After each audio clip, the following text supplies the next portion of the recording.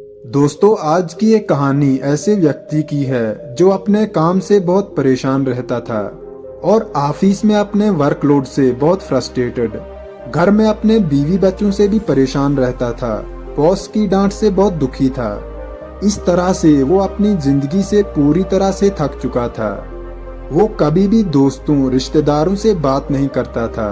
अगर उनका फोन आता था तो वो हमेशा ये सोचता था कि उनका फोन क्यों आ रहा है। उसने पूरी तरह से अपने आप को खो दिया था। उसकी लाइफ में कुछ भी एक्साइटेड और क्रेजी नहीं था। उसको हमेशा ये लगता था मैं हूँ या नहीं हूँ बराबर है। एक बार की बात है, संडे का दिन था। वो अपने घर पर ऑफिस का काम कर रहा था। तभी उसका बेटा आता है और बोलता है, पापा मुझे होमवर्क करवा दीजिए। अब वो व्यक्ति हमेशा की तरह थका हारा परेशान अपने ऑफिस का काम कर रहा था और उसने बच्चे को डांट दिया और कहा कि मैं अपने ऑफिस का काम करूं या घर पर बैठकर तुम्हारा काम करूं। बच्चे का मुंह उतर जाता है और वो अपने रूम में चला जाता है। थोड़ी देर बाद में उस आदमी को रियलाइज होता है कि मैंने शायद बच्चे को गलत ही डांट दिया। मुझे एक बार जाकर उसका होमवर्क कंप्लीट करवा देना चाहिए। वो जब कमरे में जाता है तो देखता है कि बच्चा तो सो चुका होता है। उसकी होमवर्क की कॉपी उसके पास पड़ी होती है। वो सोचता है कि देख लेते हैं इसने होमवर्क कंप्लीट किया है कि नहीं। वो कॉपी देखता है और उसमें लिखा होता है निबंध लिखें। उस निबंध का टाइटल होता है ऐसे काम जो आपको शुरू में तो अच्छे नहीं लगते हैं पर धीरे धीरे अच्छे लगने लगते हैं। बच्चे ने उसमें पहला पॉइंट लिखा होता है thank you so much final exam का, जो स्टार्टिंग में तो अच्छे नहीं लगते लेकिन जब वो चले जाते हैं तो उसकी वजह से समर वेकेशन आ जाता है जो मुझे बहुत अच्छे लगते हैं। सेकंड पॉइंट में लिखा होता है थैंक यू सो मच उन सभी कड़वी दवाइयों का, जो स्टार्टिंग में तो बिल्कुल कड़वी लगती है और बिल्कुल भी अच्छी नहीं लगती है लेकिन जब हम ठीक हो जाते हैं तो हमें बहुत अच्छा लगता है।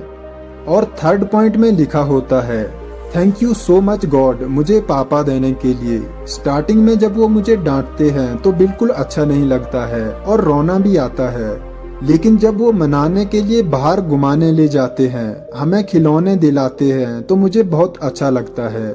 इसीलिए thank you so much God मुझे पापा देने के लिए, क्योंकि मेरे दोस्त के तो पापा भी नहीं है।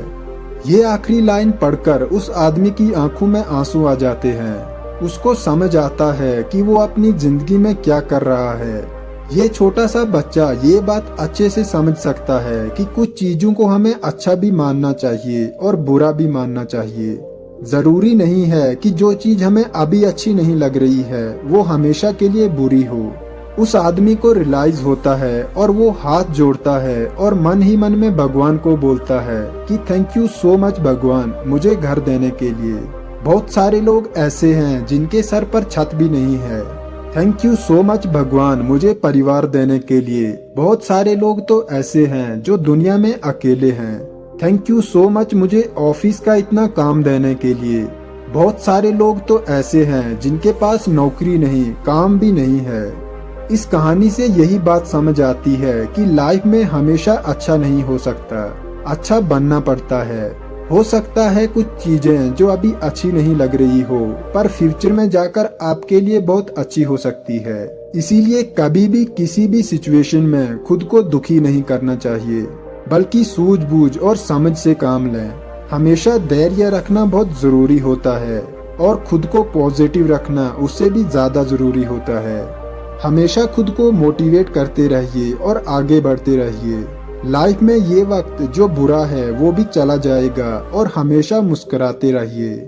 दोस्तों, उम्मीद करता हूँ कि आपको ये कहानी पसंद आई होगी।